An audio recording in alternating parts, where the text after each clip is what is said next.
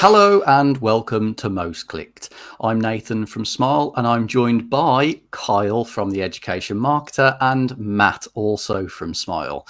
This week we are talking about sleep, particularly how to get more of it or better quality, I think. I'm not 100% sure, but the man in the know will be Kyle. Kyle, what's the story this week? I really don't know enough about sleep, to be honest. I'm probably not the best person to be talking about it. I think in our profession as well, like people who have like increased screen time are the most risk of not Yeah, sleeping enough. yeah. So yeah, this is from University of Surrey. They're known in their research pillars for having a lot to say about sleep. I think I actually got introduced to the university. I was at a conference once, and they had like an exhibition stand, and they had one of their academics there, and it was made up like a bedroom, and you had like it's like you sat down in the bed, and the academic would talk to you about like the value of sleep and stuff like that. It was actually really really cool. When I think it was like in 2015 or something. But this is based on a research video on their YouTube channel, which caught my eye the other week. I really like this. The animation's decent quality. Pacing's good. The topic's interesting. So essentially, what they've done is they've taken a popular search query on YouTube, like "Why can't I get more sleep?" and they've built this piece around that. But they've used their research to power the narrative, and it makes sense to do something like this, especially when this is one of your key research pillars, because it makes it like applicable to a wide audience and it helps get your content seen. And I was looking at this and I was thinking, wow, wouldn't it be great if like a university really owned something like this sort of style? So you take like your research pillars and you spin them out in various ways on popular search traffic that was being searched for on YouTube, and have your animations at the end of that search. Not a lot of unis do it. They might occasionally drop a video talking about the research expertise, or doing a smaller piece for an academic, like a talking head piece, which are interesting. But I just felt something like this that Surrey's doing. It reminds me of that channel, and I'm sure a lot of people have seen it, called School of Life. And they've essentially built a YouTube channel around that sort of format. They'll take like a popular philosophical idea and they'll do an animation around it that makes it accessible. And I just saw this and saw parallels between the two, and wish more unis did something similar. Yeah, I thought it was quite a nice piece, and you mentioned the animation and the pace and things like that. And for a video that's just over 3.5 minutes long, I thought it did a remarkable job of keeping me engaged. I watched it from start to finish, and in our busy lives nowadays, that's quite an achievement. What did you think of it from a content perspective, Carl? Do you think it was, because it must take quite a lot of budget and things to put these kind of 3.5 minute animated video together? I think it does. Animation is not cheap. Well, good animation isn't cheap.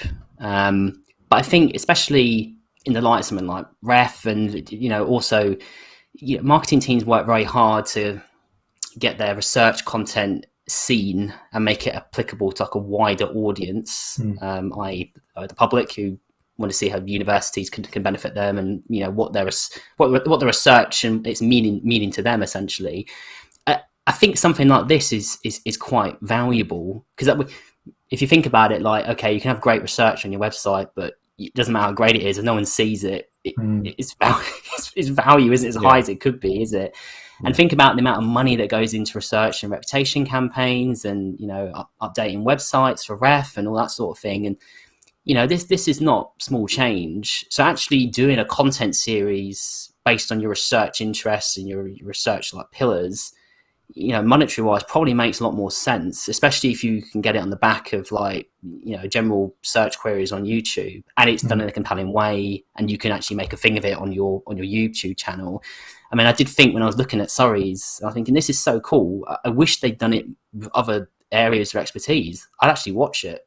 This is the sort of content that I'm used to consuming from something like School of Life. It's kind of almost at that level of quality. So I think, I do think something like this is worth the budget if you take a long view on it, and you're not looking for a turn within like a couple of weeks, I think it can add a lot of value. So do you think it's fair to say it's more about growing profile over a longer period of time than it is for immediate results, immediate recruitment of students?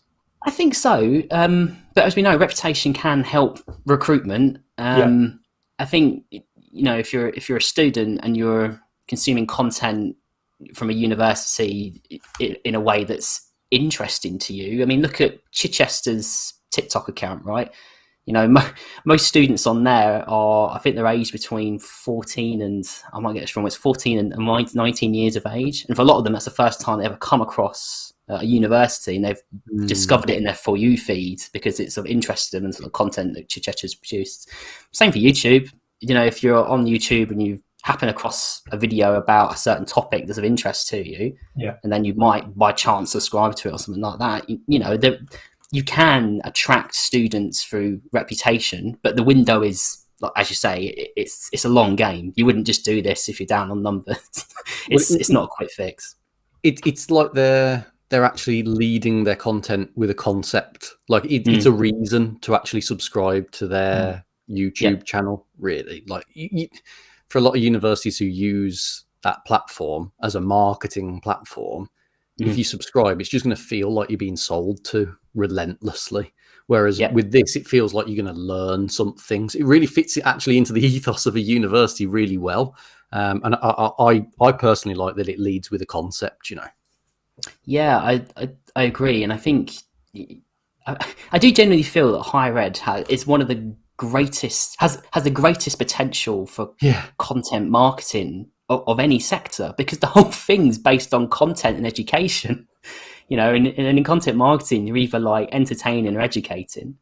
So you'd think that YouTube channels would feel a lot like Surrey, and that sort of content would fit quite naturally, and I feel it does.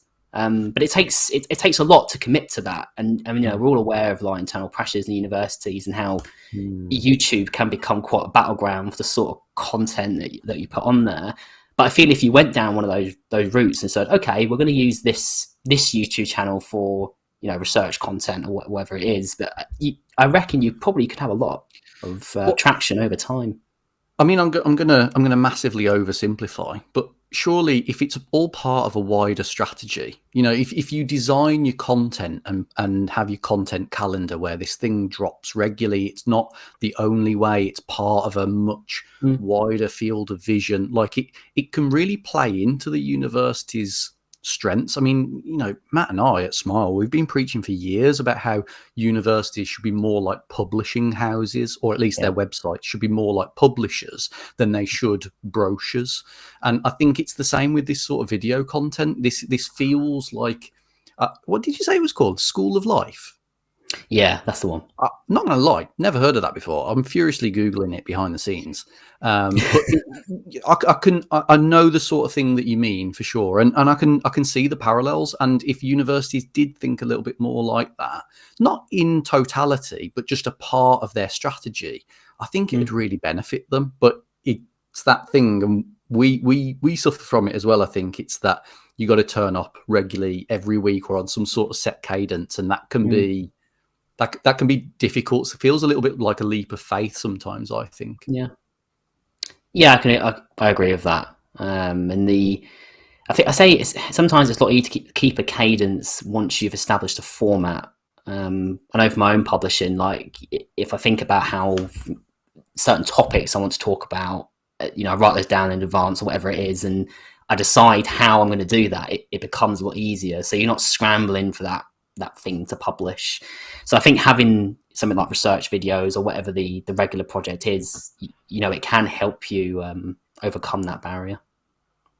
So let's wrap up then. But to wrap up, what's the takeaway from this? What is the one thing that people can take into their weeks from this video, other than how to get loads more sleep? And I will be watching this video to try and learn that myself. But I mean, like, other than that, what's the takeaway? Well, what's the takeaway here, Kyle or Matt? I mean, for me, I'd encourage people to look at YouTube more like a channel. I know that sounds like a bit simplistic, but you know, if you were a television channel, you would have a schedule for like publishing. You'd have a regular program of content, and then you'd have the ad hoc kind of programming that fits in between it. So, you know, for me, and when I work with universities, that's a very useful first step, because it's quite overwhelming to have all these channels. But once you sit down and think, okay, what's on, and then you work out the regular stuff, it becomes a lot easier, and it's a helpful way to think about publishing, as you've both alluded to there. Nice. Well, I hope somebody finds that useful. Let us know if you do anything like that, because we'd love to see more of this sort of stuff, actually. That would be really cool. And if you've liked today's episode, like, follow, subscribe, all of the things. Just drop us a line. And until next week, see you soon.